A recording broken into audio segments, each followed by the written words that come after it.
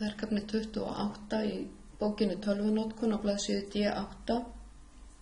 Nú ætla ég að taka fyrir lið 1-3 í verkefninu, setja föst síðuskil, síðuhaus og breyta útliti á fyrirsögninni.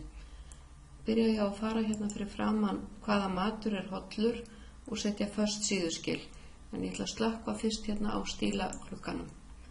Ég á Ctrl og Enter til að setja föst síðuskil. Þá sjáum við hérna page break. Eigið að vera með Enter-merkin sýnileg, þá sjáum við allt útlit. Ef ég slekka á það þá sé ég ekki og geti hæglega eitt þeim út. Síðan ætlum við að setja síðuhaus á skjalið í 10 punkta letri. Þá fer ég hérna í Insert og Header og ég vel núna Edit Header þegar ég ætla að sleppa haus á fyrstu síðu. Þegar ég sleppi haus á fyrstu síðu þá haka ég hér í Different First Page. Þið sjáu það hér uppi, Different First Page.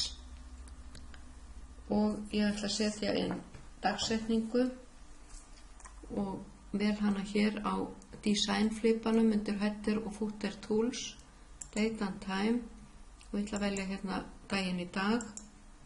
Ég íti á dálklykil og hér á að koma nafnið ykkar og ég íti á dálklykilinn, ég skrifa BLS því ég vil að það komi fyrir framan blaðsíðunúmerið.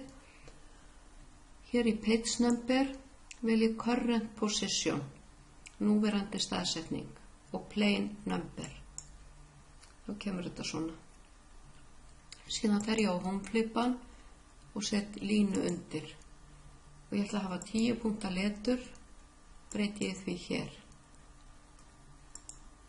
Tvísmelli svo skjalið og nú ætla ég að breyta fyrirsögninni hvaða matur er hollur og útlitið á fyrirsögninni ætla ég að móta hér í Text Effects. Ég ætla að velja hér einhvert útlit og ég ætla að miðja og ég ætla að stækka letrið, ég ætla að feitletra líka og ég ætla að hafa bila á eftir 6 punkta.